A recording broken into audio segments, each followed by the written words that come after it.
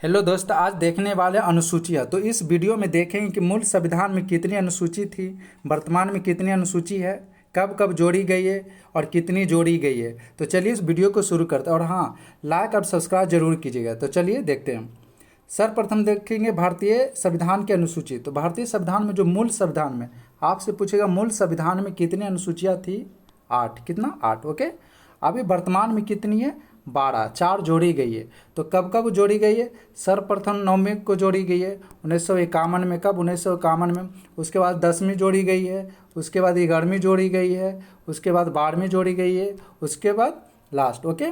तो ये सारे अनुसूचियाँ जोड़ी गई। ये सारे फैक्ट देखने वाले हैं। तो चलिए वीडियो को आगे बढ़ाते हैं। प्रथम अनुसूची। क्या? प्रथम अनुसूची। प्रथम अनुसूची में क्या आता है देखते हैं। संघ के घटक राज्य एवं केंद्र शासित प्रदेश का उल्लेख है। तो अभी राज्य कितना? 28 और केंद्र शासित कितना? 8। कितना? 8। तो देखेंगे इसमें 8 केंद्र शासित और 28 राज्य। तो प्रथम अनुसूची में इसी का उल्लेख है कि भारत में 28 राज्य और 8 केंद्र शासित है। ओके। अब देखते हैं सेकंड। तो सेकंड में क्या है? द्वितीय अनुसूची। इसमें वेतन एवं पेंशन, जो भी वेतन मिलता है प्रधानमंत्री, मुख्यमंत्री, जितने भी सांसद हैं, तो इसका जो शपथ वेतन का उल्लेख है। क्या? वेतन। तो वेतन का उल्लेख किसमें? दूसरा में। किसमें? दूसरा। याद रखिएगा, वेतन, बी फॉर वेतन। तो ये इस तरह से याद रख सकते हैं वेतन। तो वेतन किसमें? दूसरा में। तो आप सिर्फ ये याद रखिएगा, वेतन और पेंशन किसमें उल्लेख है? दूसरे अनुसूची में। किसने? दूसरे अनुसूची में। ओके। तीसरा में क्या है? शपथ। आपसे पूछता है शपथ का उल्लेख भारतीय संविधान के किस अनुसूची में किया गया है? तो तीसरा। किसमें? तीसरा। ओके। नंबर रटना, शपथ तीसरा, द्वितीय में वेतन एवं पेंशन। ओके। अब चौथी अनुसूची देखते हैं। चौथी में क्या? राज्य एवं संघीय क्षेत्र। क्या? राज्य एवं संघीय क्षेत्र के राज्यसभा में प्रतिनिधित्व विवरण। जो राज्यसभा में सदस्य जाते हैं तो इस किस सूची में? चौथी में। किस में? चौथी में। जो राज्यसभा में लोग जाते हैं हर स्टेट से, तो इसका विवरण किस अनुसूची में है? तो चौथी अनुसूची में। ओके। चलिए अब देखते हैं नेक्स्ट, पांचवी अनुसूची। पांचवी अनुसूची में क्या है? चलिए देखते हैं। तो पांचवी अनुसूची में अनुसूचित क्षेत्र और अनुसूचित जनजाति क्षेत्र के प्रशासन और नियंत्रण का उल्लेख किया गया। जो SC ST, क्या? SC ST का जो क्षेत्र है उसमें जो प्रशासन का कार्य किया जाता है उसी का उल्लेख इसमें किया गया है। किसमें? पांचवी में। ओके। चलिए छठी देखते हैं। छठी बहुत इंपॉर्टेंट, क्योंकि इसमें आपसे दे देगा, एक गायब कर देता। तो आपसे पूछेगा कि छठी अनुसूची में इसमें से कौन नहीं है, तो कितने हैं। ओके। चलिए देखते हैं। तो छठी अनुसूची में किस किस स्टेट का जिक्र है देख लेते हैं। असम, मेघालय, त्रिपुरा, मिजोरम। 4 स्टेट। कितना? 4। याद रखिएगा कौन कौन, रट जाना। असम, मेघालय, त्रिपुरा, मिजोरम। कौन? ये सब पूर्वोत्तर राज्य है। कौन सा? पूर्वोत्तर राज्य। जो भी पूर्वी राज्य है उसी में का है, ये ध्यान में रखिएगा। असम, मेघालय, त्रिपुरा, मिजोरम। ओके।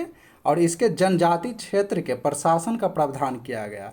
किसके? असम, मेघालय, त्रिपुरा, मिजोरम। किसमें? छठी अनुसूची में। ओके। अब चलिए सातवीं में देखते हैं। तो सातवीं अनुसूची में क्या है? केंद्र एवं राज्य के बीच शक्ति का बंटवारा किया गया। क्या? केंद्र एवं राज्य के शक्ति के बीच बंटवारा किया। जो संघ सूची, राज्य सूची और संवर्ती सूची, किसमें क्या क्या विषय है, ये किसमें देखने को मिलता है? सातवीं अनुसूची में। किसमें? सातवीं अनुसूची में। आई होप यहाँ तक क्लियर हो गया होगा। चलिए अब नेक्स्ट। अब संविधान के लागू होने के समय जो विषय थे, राज्य सूची में, संवर्ती सूची में, संघ सूची में कितने कितने थे, अभी वर्तमान में कितने हैं, चलिए इसको देखते हैं। तो संविधान जिस समय लागू हुआ था तो संघ में, किसमें? संघ में कितने विषय थे? 97। अभी वर्तमान में कितने? 100। कितने? 100। अब राज्य सूची में जिस समय लागू हुआ था संविधान, उस समय राज्य सूची में कितने विषय थे? 66। अभी वर्तमान में कितना? 61। कितना? 61। इसमें मात्र घटा है। किसमें? राज्य सूची में। ओके। अब देखते हैं तीसरा, संवर्ती सूची। संवर्ती सूची जिस समय संविधान में लागू हुआ तो उस समय कितना था? 47। अभी कितना? 52। कितना? 52। याद रखना। अभी वर्तमान में देख लेते हैं। तो संघ में कितना है? 100। राज्य में कितना है? 61। और संवर्ती सूची में कितना है? 52। ओके। ये सारे फैक्ट याद रखेंगे। अब आठवीं अनुसूची में, भारतीय संविधान में 22 भाषाओं का जो उल्लेख है किस अनुसूची में है? आठवीं में। किस में? आठवीं अनुसूची में। जो भारतीय संविधान में 22 भाषाओं का उल्लेख है किस में? आठवीं अनुसूची। ये याद रखना। ओके। चलिए अब नेक्स्ट देखते हैं। मूल रूप से 8वीं अनुसूची में 14 भाषाएं थी। जब भाषाएं का मान्यता दिया गया था तो मूल रूप से संविधान में कितना 14 भाषा थी। बीच बीच में सारे भाषाएं जोड़े गए, उसके बाद 22 बने। तो देखते हैं कब कब किसे जोड़ा गया। ओके, चलिए नेक्स्ट पहला देखते हैं। 21वें संविधान संशोधन 1967 में कौन सी भाषा जोड़ी गई? सिंधी। याद रखना, बहुत इंपॉर्टेंट है।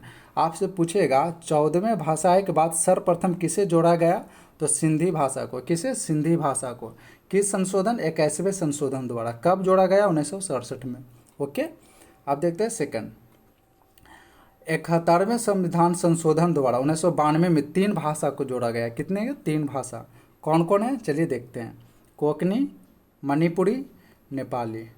फिर देखते हैं कोंकणी, मणिपुरी, नेपाली। एकदम रट जाना है, बहुत इंपॉर्टेंट क्वेश्चन है। अब देखते हैं तीसरा कौन जोड़ा गया। तब 92वें संविधान संशोधन द्वारा 2003 में। किस संशोधन? 92। और कब? 2003 में। इसमें 4 भाषा जोड़ी गई थी। कितने? 4 भाषा। कौन कौन? देखते हैं। संथाली, डोगरी, बोडो और मैथिली। कौन कौन? फिर से देखते हैं। मैथिली, संथाली, डोगरी, बोडो। याद रखना, 4 भाषा, बहुत इंपॉर्टेंट। एक बार इसे रिकॉल कर लेते हैं। 21वें संविधान संशोधन द्वारा प्रथम भाषा सिंधी को जोड़ा गया 1967 में।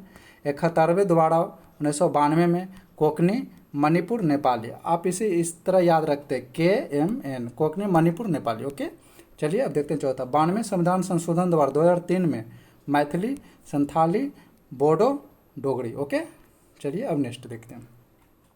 अब 9वीं अनुसूची बहुत इंपॉर्टेंट है। 9वीं अनुसूची में क्या है, सारी बात देखते हैं। तो 9वीं अनुसूची, यह अनुसूची प्रथम संविधान संशोधन 1951 द्वारा जोड़ा गया। कब? 1951 हुआ। मूल संविधान में कितने अनुसूची थी? तो 8 थी। जो बाद में 4 जोड़ी गई उसमें से ये 9वीं अनुसूची प्रथम है। तो चलिए देखते हैं 9वीं अनुसूची। यह अनुसूची प्रथम संविधान संशोधन 1951 द्वारा जोड़ा गया। और इस अनुसूची द्वारा क्या किया गया? तो देखते हैं। इस अनुसूची में राज्य द्वारा संपत्ति के अधिग्रहण की विधियों का उल्लेख किया गया। क्या? राज्य द्वारा संपत्ति के अधिग्रहण की विधि का उल्लेख इसमें किया गया 9वीं में। ओके, चलिए देखते हैं तीसरा पॉइंट। इस अनुसूची में सम्मिलित विषयों को न्यायालय में आप चुनौती नहीं दे सकते। जो 9वीं अनुसूची में है विषय शामिल किया जाता है उसे न्यायालय में चुनौती नहीं दी जा सकती है। इसमें ऐसा प्रावधान था, लेकिन बाद में इसे चेंज भी कर दिया गया। अब देखते हैं 9वीं अनुसूची में अधिनियम कितने। तो 9वीं अनुसूची में 284 अधिनियम है। एग्जाम में बहुत बार पूछा गया कि 9वीं अनुसूची में कितने विषय, कितने अधिनियम है? 284। ओके, अब देखते हैं इसमें मेन पॉइंट है। तो जो कब जोड़ा गया है कि इसे न्यायालय में चुनौती दी जा सकती है उसे देख लेते हैं। तो 9वीं अनुसूची में सम्मिलित कानूनों को न्यायिक समीक्षा नहीं की जा सकती है, लेकिन 11 जनवरी 2007, याद रखिए कब? 11 जनवरी 2007 के संविधान पीठ द्वारा 9वीं अनुसूची में सम्मिलित किसी भी विषय को चुनौती दी जा सकती है कि वह मूल अधिकार का उल्लंघन कर सकता है। सिर्फ एक शर्त पर इसे चुनौती दी जा सकती है कि मूल अधिकार, क्या? मौलिक अधिकार। तो मौलिक अधिकार का अगर उल्लंघन होता तो 9वीं अनुसूची की उसकी समीक्षा की जा सकती है। ओके, आई होप यहाँ तक क्लियर हो गया होगा। अब देखते हैं नेक्स्ट। अब 10वीं अनुसूची, क्या? 10वीं अनुसूची, ये सब बहुत इंपॉर्टेंट है। तो 10वीं अनुसूची में क्या? चलिए देखते हैं। तो 10वीं अनुसूची यह संविधान के 52वां संशोधन 1985 में जोड़ा गया। इसमें क्या है? दल बदल कानून। इसमें क्या है? दल बदल कानून इसी के तहत किया जाता है। ओके, किसमें? 10वीं अनुसूची का 52वां संशोधन 1985। और इसमें क्या है? दल बदल कानून। क्या? दल बदल कानून, ये याद रखें। अब 11वीं अनुसूची, क्या? 11वीं अनुसूची। तो 11वीं अनुसूची कब जोड़ा गया? 73वें संविधान संशोधन द्वारा 1993 में। क्या? 1993 में। और इसमें एक जिक्र किया गया तो पंचायती राज संस्थाओं का कार्य करने के लिए इसमें 29 विषय। आपसे पूछेगा कि पंचायती राज या 11वीं अनुसूची, किसमें? 11वीं अनुसूची में विषय कितने हैं? तो 29 है। बहुत इंपॉर्टेंट एग्जाम में आता है। ओके, 11वीं अनुसूची में विषय की संख्या कितनी है? 29। ओके, अब देखते हैं नेक्स्ट और आखिरी। ओके, 12वीं अनुसूची। तो 12वीं अनुसूची में क्या? ये 74वें संविधान संशोधन द्वारा 1993 में जोड़ा गया। कब? 1993 में। ओके, और इसमें जो विषय की संख्या है और किसके लिए है? तो ये शहरी क्षेत्र के लिए। और जो 11वीं थी वो पंचायत के लिए। किसके? पंचायती, ग्रामीण के लिए। ओके, तो देखते हैं इसमें शहरी क्षेत्रों का स्थानीय स्वशासन संस्थाओं के कार्य करने के लिए इसमें 18 विषय। किसमें? 12वीं अनुसूची में कितना? 18 विषय। और ये शहरी क्षेत्र के लिए थे। और जो 11वीं थी वो पंचायत के लिए था और उसमें कितने विषय थे? 29। कितने? 29। ओके, आई होप आप लोग को समझ में आया होगा जरूर। तो वीडियो अच्छा लगा हो तो लाइक और शेयर जरूर कीजिएगा और साथ में सब्सक्राइब। ओके, चलिए आज तक यहीं, फिर मिलेंगे नेक्स्ट वीडियो में। Thank you.